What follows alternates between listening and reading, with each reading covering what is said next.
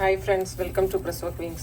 இன்னைக்கு வந்து என்ன வீடியோனா தேங்காவை வந்து நான் எப்படி சேவ் பண்ணி ஃப்ரிட்ஜில் வைப்பேன் அப்படி சொல்லிட்டு பார்க்கலாம். நான் எப்போவுமே வந்து லூலுவில் வந்து துருவிலாம் வாங்கிட்டு வர மாட்டேன். அப்படியே வந்து இந்த மாதிரி முழுசாக வாங்கிட்டு வந்துட்டு ஒரு 3 காய் இல்லை 4 காய் வாங்கிட்டு வருவேன். வாங்கிட்டு வந்துட்டு அதை வந்து நல்லா இந்த மேலே உள்ள இந்த இதெல்லாமே எடுத்துட்டு அப்படியே உடச்சி ஃப்ரிட்ஜில் வந்து ஸ்டோர் பண்ணிப்பேன். தேங்காய் வந்து துருவி வாங்கிட்டு வரோம்ல, அந்த பாக்ஸில் வச்சுருப்பாங்க. அது வாங்கிட்டு வர்றது என்ன ஆகுதுன்னா ஒரு 2 டேஸ்க்கு மேலே வந்துட்டு அது வந்து ஒரு மாதிரி எல்லோ கலரு அந்த மாதிரி சேஞ்ச் ஆகிற மாதிரி இருக்குது. ஸோ நான் வந்து இந்தியாவில் சென்னையில் நாங்கள் இருந்தப்போவும் சரி இப்போவும் சரி இந்த மாதிரி தான் வந்து தேங்காய் வந்து வாங்கிட்டு வந்த உடனே உடைச்சிட்டு அதை வந்து சேவ் பண்ணி வச்சிடுறது. இந்த மாதிரி நீட்டாக எப்போவுமே வந்து இந்த இதெல்லாம் வந்து நீட்டாக எடுத்துட்டு தண்ணியில் ஒரு டைம் வாஷ் பண்ணிவிட்டு அதுக்கப்புறமா உடைச்சோன்னா நல்லா கரெக்டாக உடையும். இதுதான் வந்து தேங்காய் உடைக்கிற இன்ஸ்ட்ருமெண்ட்டு. எல்லார் வீட்லேயும் இருக்குன்னு நினைக்கிறேன். ஆனால் சில பேர் என்னோடய ஃப்ரெண்ட்ஸே கேட்டிருக்குறாங்க, இந்த இதை வச்சு எப்படி உடைப்பீங்க இந்த மாதிரிலாம். நாங்கள் இதை வச்சு தான் வந்து இது எனக்கு கல்யாணம் ஆனப்போ எங்கள் வீட்டிலேருந்து வாங்கி கொடுத்த இன்ஸ்ட்ருமெண்ட்டு. இதெல்லாம் தேங்காய் உடைக்கிறதுக்கு தேங்காய் வந்து சில்லு போடுறது எல்லாமே இதை வச்சு தான். இப்போ வந்து நம்ம ஒரு 3 தேங்காய் அந்த மாதிரி வாங்குறோன்னு வச்சுக்கோங்க. அப்படி நம்ம வாங்குறப்போ ஒவ்வொரு தேங்காய் தண்ணியுமே தனியாக எடுத்துட்டு நம்ம குடிச்சு பார்த்துக்கணும்.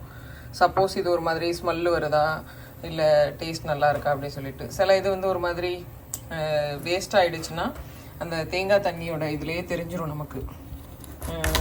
அது ஒரு மாதிரி நமக்கு டேஸ்ட் ஒரு மாதிரி இருந்துச்சுன்னா அது வந்து நம்ம அந்த தேங்காய் வந்து யூஸ் பண்ண முடியாது, கெட்டு போயிடுச்சுன்னு அர்த்தம். அப்போ வந்து நம்ம அதை தூர போட்டுக்கணும். இந்த மாதிரி சின்ன சின்ன ஸ்லைஸாக வந்து போட்டு வச்சுக்கணும், குட்டி குட்டியாக போட்டுட்டு நான் எப்போவுமே வந்து ஒவ்வொரு தேங்காயுமே தனித்தனி பாக்ஸில் போட்டு வச்சுப்பேன். யூஸ் பண்ணுற பாக்ஸை மட்டும் கீழே நார்மல் ஃப்ரிட்ஜில் ஸ்டோர் பண்ணிவிட்டு யூஸ் பண்ணாமல் நம்ம லேட்டாக யூஸ் பண்ணிக்கலாம் அப்படின்னு சொல்லி உள்ளதை மட்டும் மேலே வந்து ஃப்ரீசரில் வச்சாச்சுன்னா அது ஒன்றுமே செய்யாது. கிட்டத்தட்ட நான் வந்து 1 மாதம் வரைக்குமே வச்சுருக்கிறேன். இந்த மாதிரி 4 தேங்காய் 5 தேங்காய் வாங்கிட்டு வந்துட்டு நம்ம அதை யூஸ் பண்ணுறதுக்கு இப்போ கீழே உள்ளது காலி ஆகிடுச்சு அப்படின்றப்போ நம்ம திரும்ப எடுத்து யூஸ் பண்ணுறப்போ எடுத்துட்டு திரும்ப நார்மலாக நம்ம ஃப்ரிட்ஜுக்குள்ளே கீழே வச்சாச்சுன்னா அது அப்படியே வந்து திரும்ப நார்மலாக நம்ம ஃப்ரிட்ஜில் வச்சா எப்படி இருக்குமோ அந்த மாதிரி ஆகிடும்.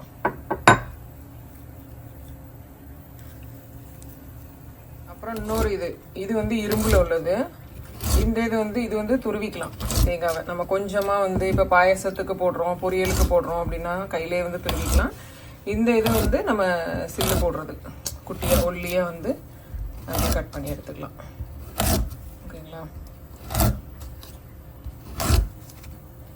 இந்த மாதிரி ஒரு ஏர்டைட் பாக்ஸில் அப்படியே வந்து ஸ்டோர் பண்ணி வச்சுக்கலாம்.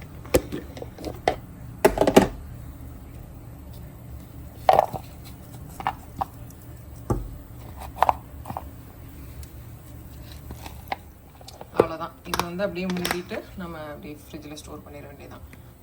இது மாதிரி இன்னும் மிச்சம் உள்ள இந்த தேங்காய் எல்லாத்தையுமே உடைச்சிட்டு அப்படியே ஸ்டோர் பண்ணி வச்சிட வேண்டியதான்.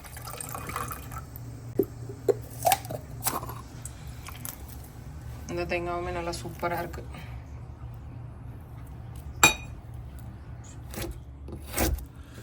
இது முதல்ல யூஸ் பண்ணிடும்.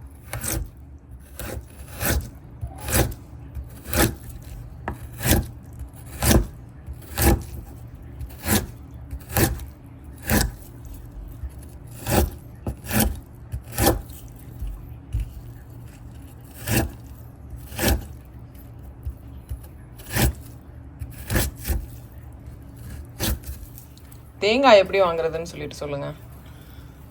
ஆக்சுவலாக நிறைய பேர் வந்து என்ன பண்ணுவாங்கன்னா இப்படி எடுத்து இப்படி குளிக்க பார்ப்பாங்க. இப்படி குளிக்க பார்த்தா தண்ணி சத்தங்க ஆயிடுச்சுன்னா எடுத்து போயிடுவாங்க. ஸோ அது மட்டும் பத்தாது, இப்படி குளிக்க பார்த்துட்டு இப்படி நீங்கள் தட்டினீங்கன்னா இப்போ கூட இது வந்து டொக்கு டொக்குன்னு கேட்கு. ஏன்னா நம்ம வாங்கி ரொம்ப நாள் ஆயிடுச்சு. கொஞ்சம் ஃப்ரெஷ் தேங்காய் 2 வீக்ஸ் இருக்குமா? 2 வீக்ஸ் 1 வீக் இருக்கும்.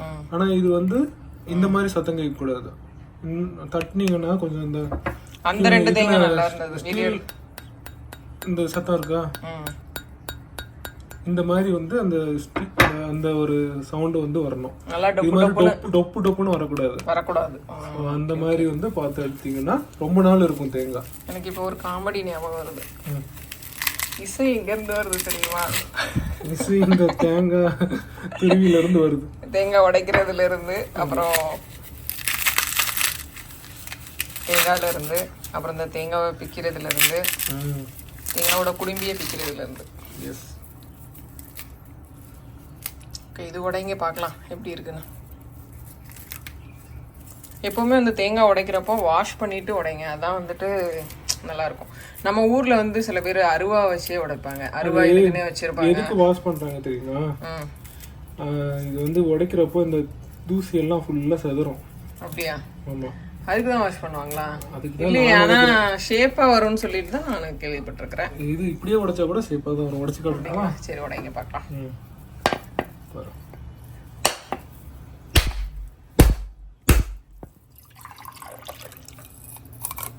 பத்தியா? ஆமா, ஷேப்பா தான் வந்திருக்கு. ஸோ வந்து அது வந்து அந்த தூசியா இருக்குதுல்ல, நான் நினைச்சிட்டு இருக்கிறேன் இவ்வளோ நாளா வந்து நமக்கு ஷேப்பா வர்றதுக்காக தான் தண்ணியில நினைச்சிட்டு உடைக்கிறாங்கன்னு சொல்லிட்டு. ஆனா தூசியும் வரலையே. ஓகே, எதுக்கோ அந்த மாதிரி பழகி இருக்கிறாங்க, ப்ராக்டிஸ் பண்ணியிருக்கிறாங்க. நானும் அந்த மாதிரி ப்ராக்டிஸ் பண்ணியிருக்கிறேன். ஓகே, இது கொஞ்சம் இளநீ தான். நல்லா முத்துனதா இல்லைல்ல? இது கொஞ்சம் இளநீ. இளம் தேங்காய் தான். இளம் தேங்காய். அந்த நல்லா முத்துன தேங்காயில வந்து நம்ம பால் எடுக்கிறப்போ நல்லா இருக்கும். முத்துனதுன்னா ரொம்ப முத்துனதா இருக்கக்கூடாது. அதுக்காக தேங்காய் எப்பவுமே வந்து இவங்க தான் எடுத்து தருவாங்க. நான் வந்து எப்பவுமே எடுக்க மாட்டேன். எடுத்தேன்னா கரெக்டாக எடுக்க மாட்டேன்.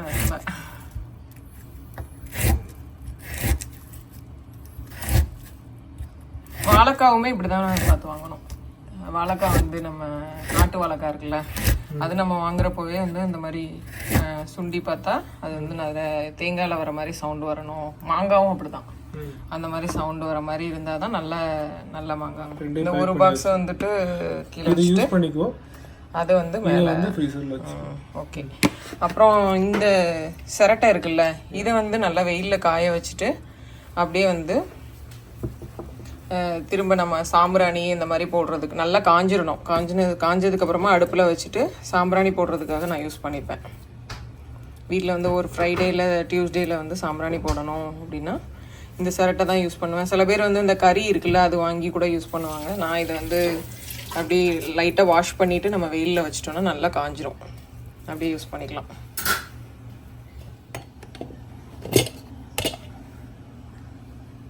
இன்றைக்கி வந்து எங்கள் வீட்டில் மட்டன் பிரியாணி, அப்புறம் மிக்ஸ் பண்ணுங்கள். நேற்று நெஸ்டோ போயிருந்தோம், அங்கேருந்து மட்டன் வாங்கிட்டு வந்திருந்தோம். அப்புறம் சீரக சம்பா ரைஸுமே நேற்று ஒரு வேறு நியூ பிராண்டு அது வாங்கிட்டு வந்திருந்தோம். நல்லா உதிரியாக சூப்பராக வந்திருக்கு. மட்டனுமே நல்லா இருந்தது. வாஷ் பண்ணுறப்பவே வந்து நல்லா ஃப்ரெஷ்ஷாக நல்லா இருந்தது. அவ்வளோதான் பிரியாணி.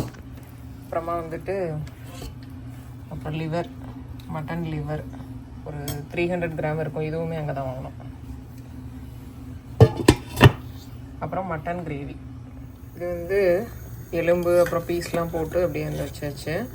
இது வந்து குக்கரில் ஒரு 7 விசில் போல் ஹை ஃப்ளேமில் வச்சுட்டு அப்படியே வந்து அடுப்பு ஆஃப் பண்ணியாச்சு. இனி இதில் வந்து தேங்காய், முந்திரி பருப்பு இதெல்லாம் சேர்த்து மட்டும் அரைச்சி விட்டாச்சுன்னா அவ்வளோதான், மட்டன் கிரேவி வந்து ரெடி ஆகிடும். அப்படியே வந்து லஞ்சு சாப்பிட வேண்டியதான்.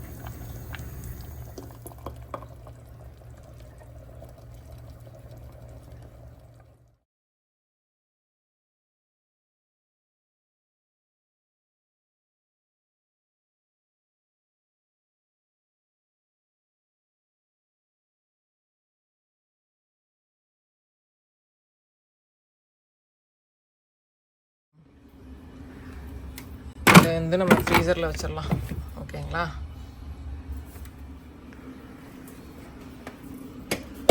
இது வந்து இதில் வச்சாச்சு.